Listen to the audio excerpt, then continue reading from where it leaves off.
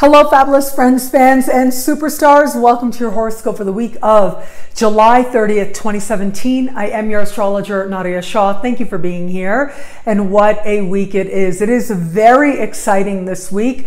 If you think back, I'm going to take it a little bit back and go to 2010. Back in 2010, we had Uranus enter the sign of Aries. Now, normally Uranus spends about 7 years per sign and normally moves through a particular area of life for all of us once in a lifetime. So what's happening right now this week is that Uranus is going to stand still in the sky and go retro. So as you can imagine, 7 years per sign, per part of the sky, and we're about there. We're about at that place where Uranus is gearing up to change signs. Now, that's not actually happening till next year, but what's happening now this week that I think is very special is the fact that Uranus is going to stand still in the sky, and while standing still, speak in harmony with Venus and then go retro in the sign of Aries. And this is really the last time that this is going to happen for many decades to come. So really,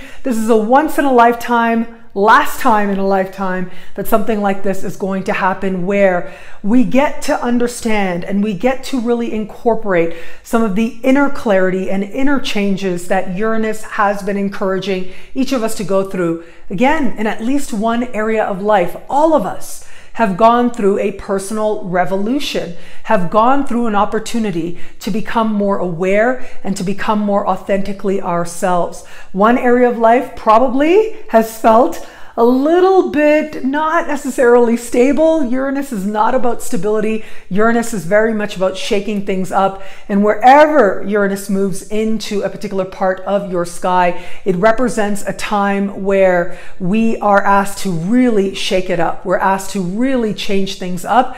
And in some way, by addressing that area of life, we are put into alignment with a higher vision, put into alignment with what feels like a higher calling, if you will.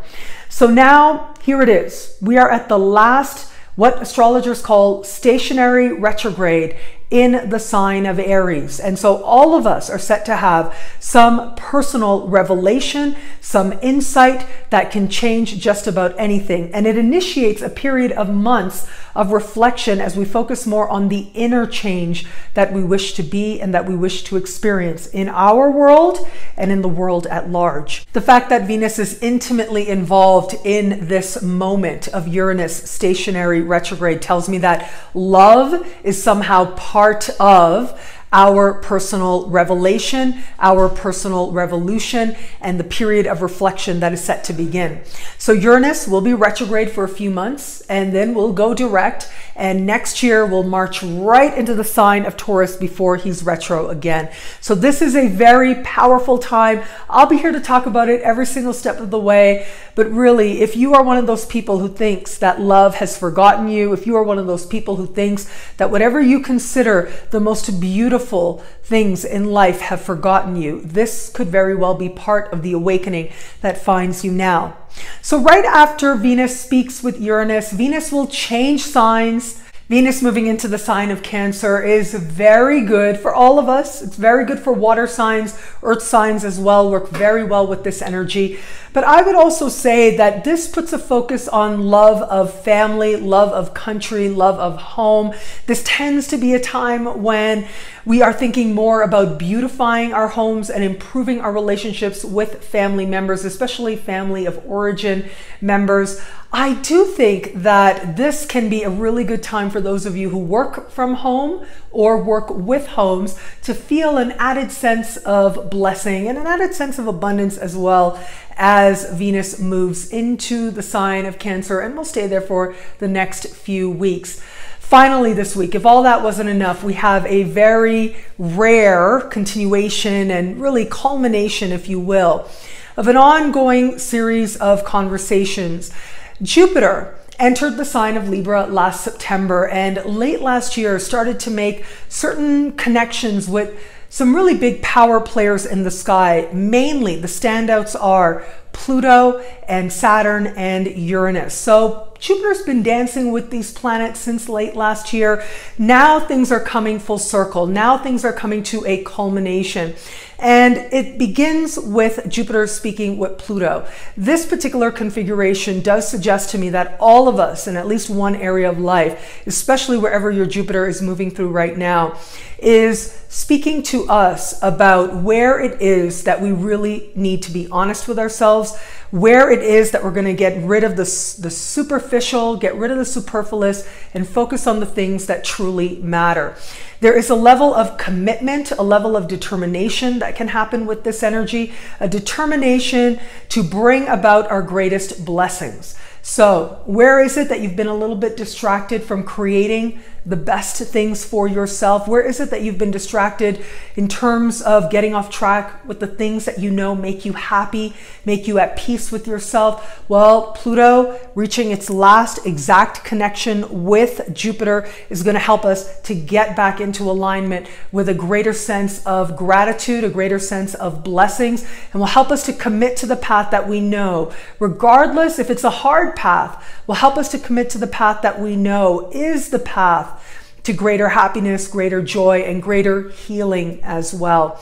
I absolutely love this energy. It's not an easy energy, but the best things in life sometimes are not. I remember I used to love to say back in the day when I used to work within organizations and with people, I used to love to say anything worth having is worth working for. And I truly believe that. This particular configuration affirms that for me. It says that if you want something and you can have anything, then it is worth dedicating yourself to. It is worth pulling within your deepest resources and finding the strength, finding the focus to see it through to success. Whether you define that success as happiness, which I think is a huge marker of success, of course, or whether you define that in terms of outward prosperity, it is worth truly understanding what's worth giving yourself to.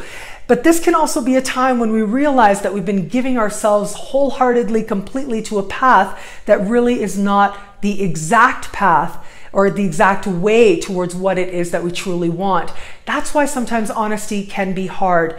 But the thing is, once you get honest, it leads you on a pathway that is truly that much more rewarding.